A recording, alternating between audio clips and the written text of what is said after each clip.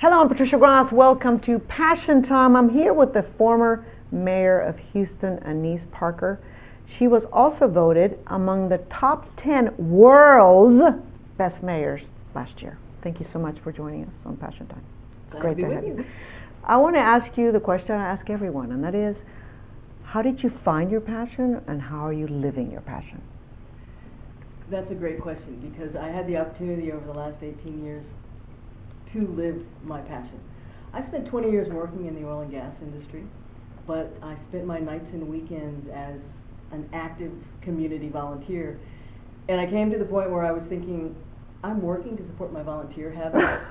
It's not the other way around. No, and that's where I had all my fulfillment. And I was a civic club president. I was working on neighborhood issues, and I kept looking at folks in the city thinking, I could do that, I could do better. I want to fix this, and the only way I can fix it is being in office. And so I ran for city council and just kept running. And you just kept running. Okay, so that leads me to my next question, which is, are you going to keep running? Could you see yourself maybe running for governor or something in Texas? I can, and I may continue to run, but my passion is to make things happen. I loved the job as mayor. I like being a council member, I like being controller, but I love being mayor. That's probably the best job I will ever have. Really? Because you get up every day and make things happen. It's why I'm not interested in running for a legislative position. Member of Congress. Or takes forever to get things done. Yeah, they actually don't do things. They talk about things. They pass legislation. So and they criticize each other. So if the right county or state position opened up where I could run an agency or make things happen, I'd be interested in doing that. The only real difference is that local government, city government is nonpartisan, and county or state would be following a partisan path and primary round. Although I'm a Democrat and I have ties in that community, I didn't really engage here at the local level while I was in office. And now you plan to? I'm thinking hard about it. With those nasty ladies, right? With those nasty ladies that vote. Nasty women, yeah. No, I'm looking actually hard at Harris County and maybe Harris County judge if the Commissioner's seat is Court, open. yeah. But there are also possibilities of the state. I just don't know that the state will turn. All the races are in the midterm, so 2018, 2022. And I don't know if I'll still be interested in 2022. Yeah, maybe just right off into the sunset. Yes. But I'm working now to try to keep my hand in. I was off work for 6 months. And what was that like? I'm sure. I had a fellowship at Harvard, so I had 3 months up in Cambridge, and that was great because it got me out of town and I could decompress. Right. But then I came back and I was just, okay, I need something to do. I didn't need a job. I needed work. Something I could really enjoy and be passionate about. Sure. So I'm teaching at Rice, one class. Wow. And I went to work for neighborhood centers. Oh, wonderful. An amazing. It is an amazing organization, yes. Now, tell me what you're doing at Rice. What are you teaching? Urban policy. I'm teaching an urban policy lab. So I have 15 students who are going out into the community and doing research. They have to do field work and come back and write about it. So things like homelessness or animal overpopulation or human trafficking. Whatever's the issue that's they're concerned. passionate about. Wow. And in fact, that's the exact phrase I used with them. Don't just go do something for an assignment. Pick something that you are interested in, that you could get passionate about, and maybe if you research it, you'll get engaged in it later. Absolutely. Now let's talk about how was Harvard? What did you do at Harvard? Was it studying or? No, I was in the Institute of Politics, and it's actually a fairly cool program. I was in the 50th year of the program, and it's the Institute of Politics is designed as a living memorial to President Kennedy, with the idea that each semester they bring in 6 public policy practitioners, and that we are there as a resource for undergraduates. I can't say I taught at Harvard, but I gave 8 90-minute seminars. Okay, well, it can be seen as that, yeah. and it was so I enjoyed that. I enjoyed interacting with the students, but the best part was just being out of Houston. So I couldn't obsess. I couldn't worry about what the next mayor was doing or not doing, and I know it's too stressful. Yeah, yeah. And it was extremely helpful. Although I was sitting in my apartment on Valentine's Day and it was -8 degrees in Cambridge. So and then you said, I don't mind Houston that much anymore, right? Exactly. But it was a good break, and it kept me occupied and gave me a chance to clear my head. But now I'm back into things. And what I'm doing at Neighborhood Centers, I'm Senior VP and Chief Strategy Officer, and I'm working on the kinds of things I was excited about as mayor. We're building a new center out in East Aldine on the north side. We're building a new workforce upskilling job training center, we hope, in Pasadena, and I'm helping put those pieces together. And Neighborhood Centers is a community organization that just provides all kinds of services. 110 years old. Yeah, yeah. Came out of the settlement house movement. So it was originally focused on integrating immigrants into the broader community, and it still does that. It still does that. It helps, I know, because they've helped a lot of the Hispanic community, but they help everybody. Let's talk about your years as mayor. Looking back, let's talk about what was the greatest life lesson you got from being mayor for 6 years in Houston? It's a very broad question, that is the greatest life lesson, I'm not sure, but that. Well, I learned a lot about cities, and I learned some things about myself, and like what? I learned I couldn't always get it right. Like you can make mistakes. That I can make mistakes. I could try to get it right, and that was always my goal, but that I had to forgive myself when I couldn't, when I made a mistake and when I couldn't get it right.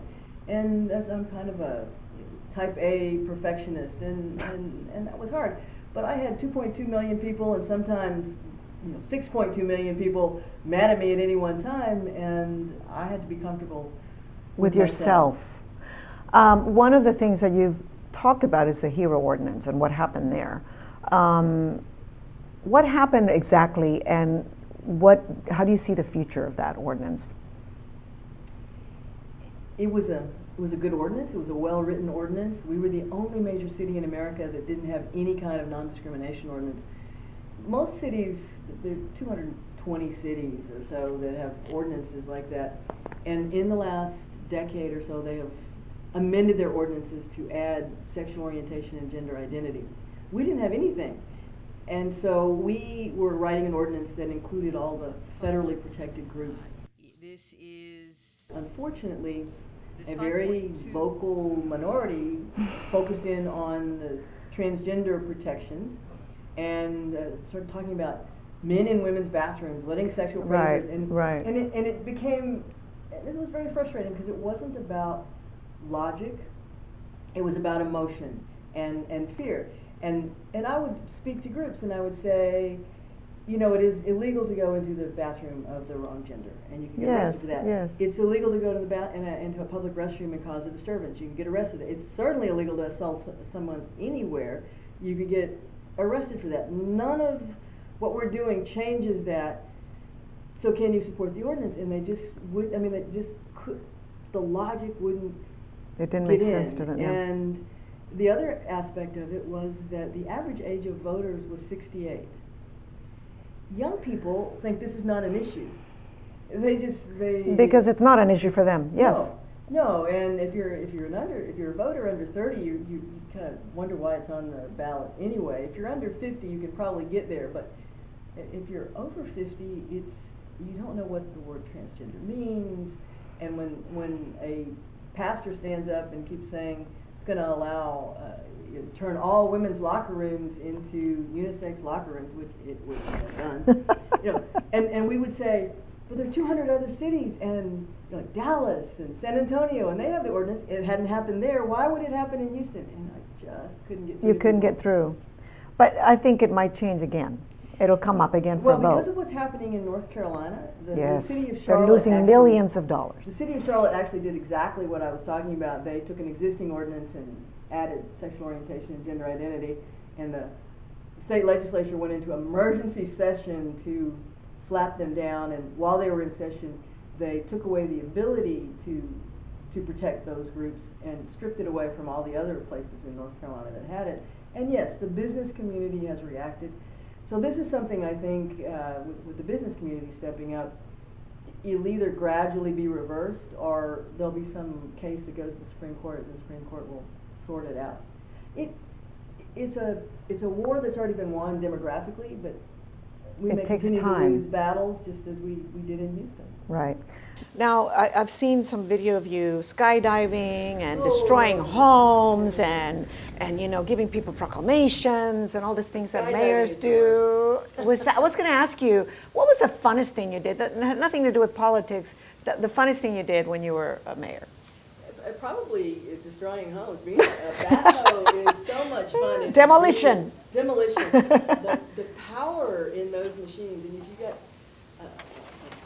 abandoned property that's been a haven for drugs and crime. True. And Yes. Yeah. Cancer in the neighborhood, and to be able to go and take that backhoe and just pull it down. Now, I did it a few times. I thought, this is cool. And the first few times they did it, the operator was right there with me. And then they got. Yeah, you did it on your own. Well, they were there watching but they you. pretty much let me do it, and until the time I almost dropped one of the houses on the house next door. Oh, And it came about that was, oh no. Okay, so I'm not going to do that. I'm not going to do that anymore. No. And the skydiving was almost an accident. Scary. Yeah. Scary. I've done it. It's scary. I didn't want to do it, and I'll never do it again. And just thinking about it, I get queasy. Ooh. Yeah, it's scary. Because what I discovered is that I was doing it because people who worked for me were doing it. My executive team decided to do it as a bonding experience. And I just went out there to watch them. And I psyched myself into it. I didn't have enough humility as a leader. It was like, these are my people, and they're doing something I'm afraid to do. But I'm going to do it anyway. So I'm going to do it because I cannot have people who work for me doing something that I'm not willing to do. I didn't need to do that. They didn't need me to do that. That's not our job. And you know, they'd come down and like, oh, yeah, it's scary when you're in, you're free fall, but when the parachute comes out, you just float down. No. I was snuggling it all the way, and I hated it. I've done it. It's like death. And then when they pull you up, you come alive again. That's how I felt when I did it. Your greatest achievements, you've said, I don't know if you agree with me or not, homelessness and parks in Houston. Is that right? I named three: the Parks and Green Space, which is like the Bio Greenway initiative, and a number of other big park initiatives. The fact that we tackled homelessness and we have effectively ended veterans' homelessness, so that veterans are not on the street because they don't have resources, but because they choose to do that. And we dropped homelessness by about 60%. But the third thing is that it's not visible yet, but we are doing a massive overhaul of the street and drainage system and the water and sewer system. We're pumping more money into those systems, and people can't see it, particularly water. Yeah, because it's underground. It's underground. But we are investing more in our base infrastructure than probably any other city in America right now, and that will pay off in the long term. Sure, yeah. These are 20-year plans. And what do you think about making Houston more sexy, like as a tourist destination? We are making.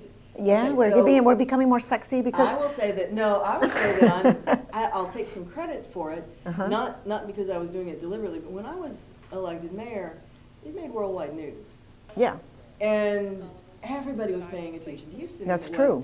Lesbian mayor elected in Houston, and it was lesbian or Houston, and it's the combination.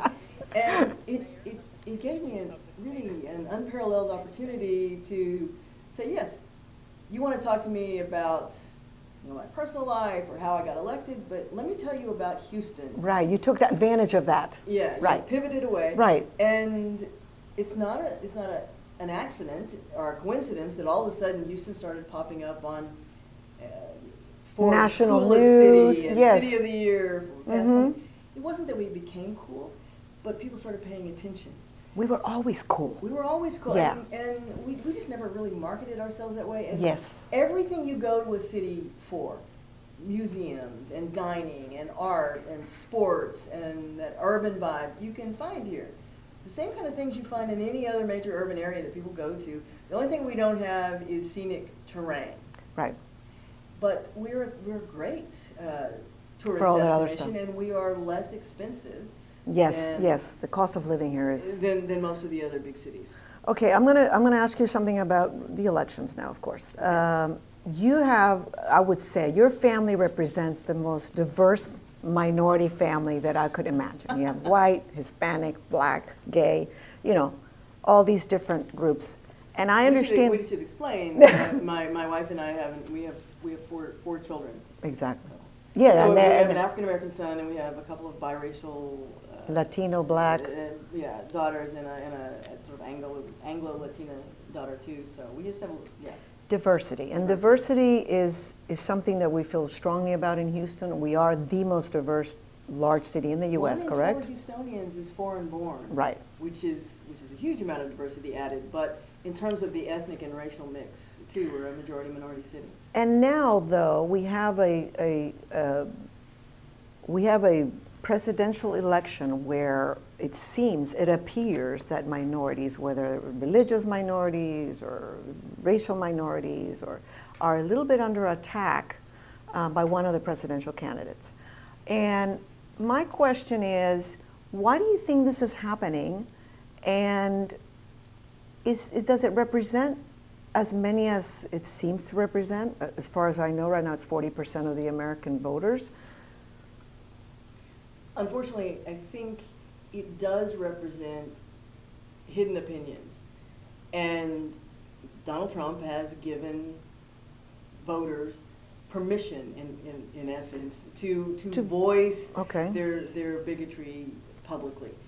And to hear it from him inspires them. Now, I also think that he whips up the crowd, and he says things that he may not have thought through, and they say things that they may not really want to act upon. But it's a wake-up call, I think, for America, that we still have a lot of work to do to recognize each other's differences and embrace each other's differences, because it really does seem as if there are two Americas right now in terms. That's what it seems like, right? Politics, but also.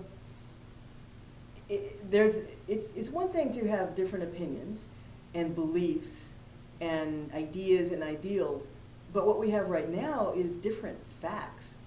I mean, when what is it, 30% of Republicans believe that President Obama was not born in the United States. 60%. 60%? Yeah. And then a significant number of them believe that he's Muslim. Muslim. I'm going to read some statistics for you, which is that in the national sphere right now, 80% of the time, Trump lies every 3 minutes. And it says 30% of the time Hillary lies, according to Politico. Now, what I have a question about is, why is it okay for politicians or the people who are running for office to lie this way? And why is it that people believe the lies? I mean, you just mentioned the Obama birth certificate. That went on and on and on and on for many, many years. And 65% of the people who were backing Trump believed that he was either a Muslim or he was not American. He was born in Kenya. Right. And so it is never right for anyone to lie, and it's never right for a politician to lie. Now, I'm not going to try to excuse that at all. I will tell you what happens sometimes, and that is that one, we change our positions. Anyone who's been in office as long as, or in public as long as Hillary Clinton, you change positions, and when you say this is my position, and someone says, well, that used to be your position, you're lying, you've changed it. Yeah. And the other is that we often parse the truth, that you don't give the whole picture or all the facts. But the final problem is that when you are a candidate at that level, and at my level, I got some of it, but I knew my subjects really well.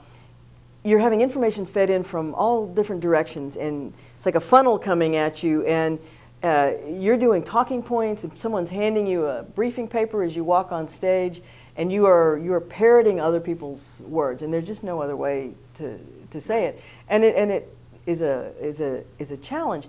But part part of this too is that Donald Trump has just been saying over and over again, crooked Hillary.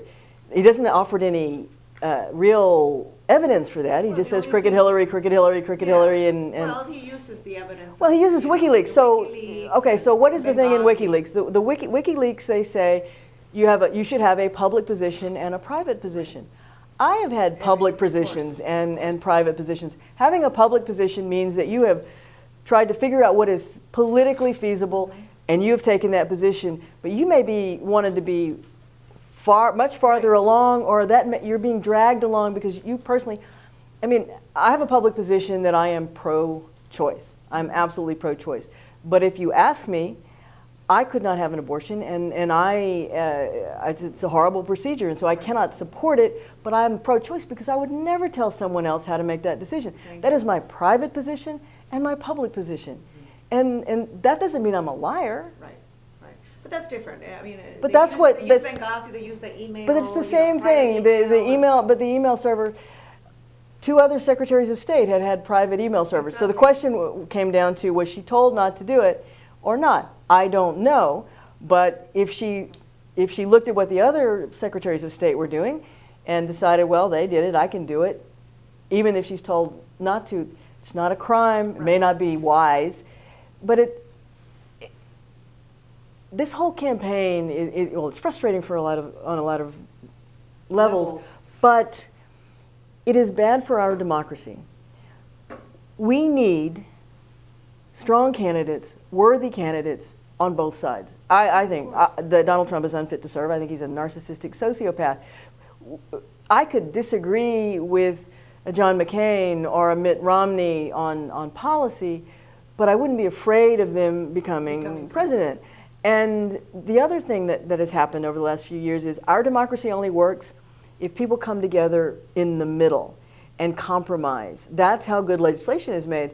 But with the rise of the Tea Party since 2010, it has become a point of honor that they don't work with the other side. No compromise. Exactly. That's the first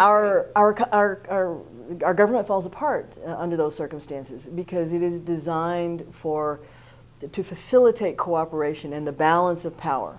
Which is what you did in Houston. I tried very much to. You worked with different groups, and that's what you were praised for. Yeah. What do you want your legacy to be looking back? And I know you've got a long way to go, but so far so good. That I was a good mayor of Houston, that I was a good steward of the city and the city's resources, and that I made it a better place to live for the long term. You sure did. Thank you so much, Annise Parker, for joining us. It's been a pleasure. Thank you. Appreciate it. And thank you for watching, and we'll see you next time on Passion Time.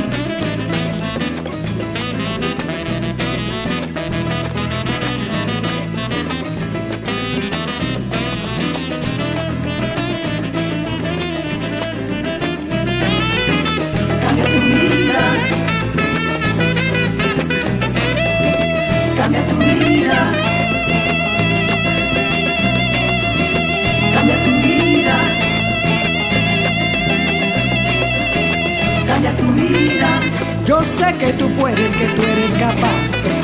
Cambia tu vida. La vida es una y tú vas a triunfar. Cambia tu vida. con fe y esperanza las puertas